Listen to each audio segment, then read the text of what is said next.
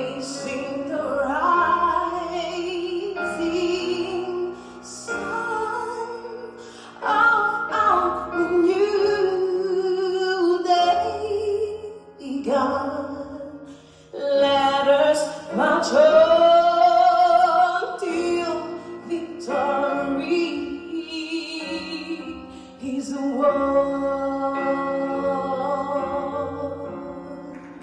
Yes!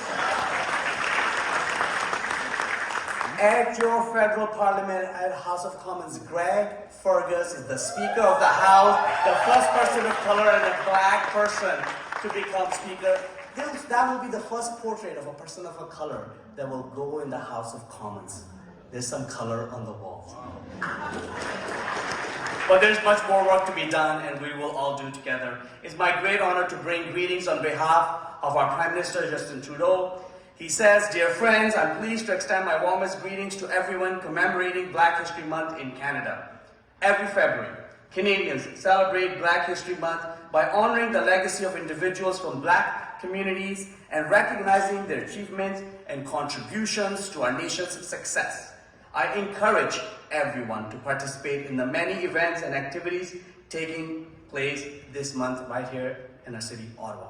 We're so proud that Viola Desmond is on the $10 bill, but the people of New Glasgow, Nova Scotia are more proud that Viola Desmond has reclaimed for the rest of eternity the Roseland Theatre. And we're very, very proud of that. And that's why today it's very important for me to be here, because I am so in awe of the community leaders from the Black community of Ottawa who continue to blaze trails, like June. And like Fred III. Now, I've known Fred III since he was probably 2 years old. And he was very short then. I don't know where they get to grow up when they go to university thing happens, but that's just not fair. But his mother and father have taught me a lot about the Black community here in Ottawa. Fred II is one of the first Black appointees to the Ottawa Shaw Centre, our convention centre, one of the greatest convention centres in the entire country. And his mother is the chair of the Lincoln Alexander Awards for the province of Ontario, Denise Seeley. And of course, we all think of Link these last few weeks, of course, as we celebrate all of his accomplishments as the first Black man to do many things in this country, including to be the Lieutenant Governor of our province. So with that, I wanted to actually invite June and Fred II and Denise up, as Fred III reads the proclamation from the Premier of Ontario, Doug Ford. To the Black History Month in Ottawa opening ceremony.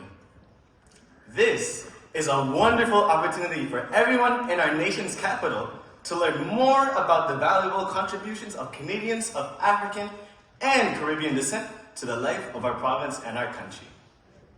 I encourage everyone to use Black History Month as an opportunity to get to know the stories of the many great Black Canadians who have made their mark in sports, literature, medicine, the arts, education, and other spheres of our national and provincial life.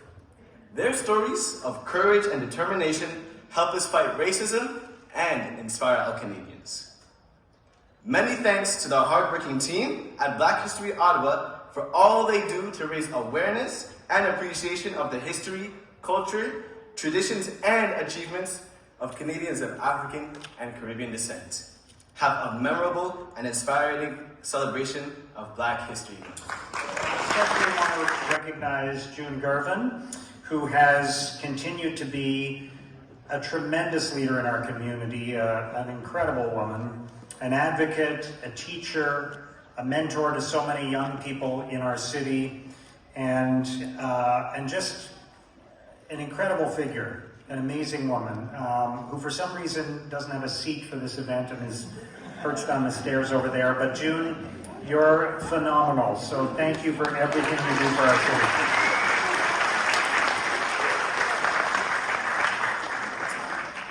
Today's an important day, and we must take this opportunity to reflect and celebrate the stories, some of which we've heard already, that have been shared in the last year of the UN Decade of People of African Descent. And I wanted to share with you a quote from Viola Desmond, who said, "Do your little bit of good where you are.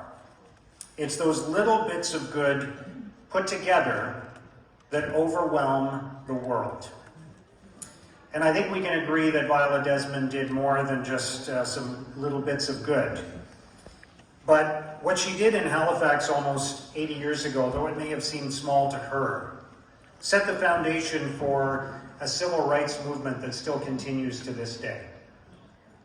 We never truly know how much of an impact we are making with even the smallest good deed, even the tiniest gesture. The impact that could have on someone's life, on an entire community. Let's take the time to share stories with other generations. Let's come to events like this one throughout the month.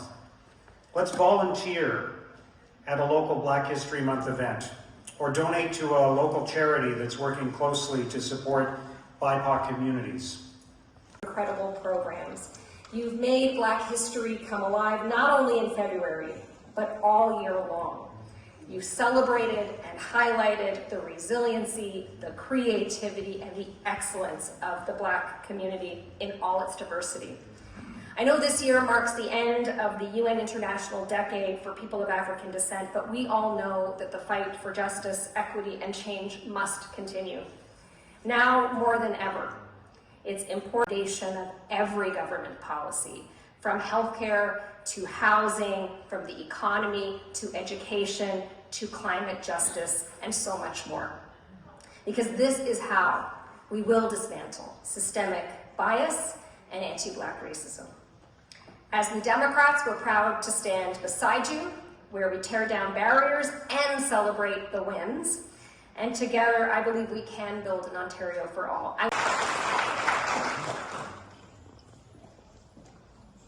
Welcome, bienvenue. I'm so pleased to have you all at the National Gallery of Canada. My name is Prince Willoughby. I'm the Director of Anti-Racism, Equity, Diversity, Inclusion and Accessibility for the Gallery. Last year, I was privileged to be sponsored by the National Gallery of Canada to participate in the second United Nations Permanent Forum on People of African Descent in New York. On my return, I worked alongside June Garvin to develop a signatory statement, and the National Gallery of Canada proudly joined as a signatory to the United Nations Decade for People of African Descent on Emancipation Day, August 1st, 2023.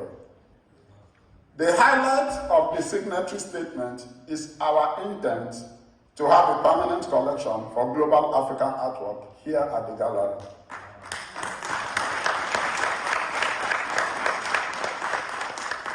In a significant milestone, on the same day, August 1st, we inaugurated Diana Bowen's monumental work, The Black Canadians After Cook. And now, we will have remarks on behalf of our Vice President of Black History Ottawa, Jean-Marie Guerrier. Jean-Marie Guerrier, le vice-président de Black History Ottawa, avec son discours de circonstance. Canada, the province of Ontario, and the city of Ottawa have all adopted the Decade for People of African Descent. One of the objectives of the decade is promoting respect, protection of human rights, and fundamental freedoms of people of African descent. With the leadership of June Garvin, 21 organizations in Ottawa have signed on to the spirit and intent of the decade. The city led the way. They adopted the decade on March 21st, 2018, which is the day of the elimination of racial discrimination. The 21 organizations in Ottawa that have signed on to the decade are turning good intentions into measurable actions. These signatories include all school boards, French and English, the Ottawa District Labor Council, and the Ottawa Police Services, and others. This is the last year of the decade.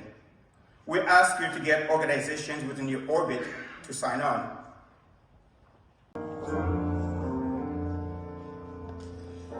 When every heart joins every heart, and together yearns for liberty. That's when we'll be free. When every hand joins every hand, and together we'll be there. Si on vient d'un petit qui passe un petit ménage, si on vient d'un petit qui passe un premier ménage, si on vient. Les bateaux sont rentrés, demain la paix sera plus belle, les maçons jetés à la mer. Si tu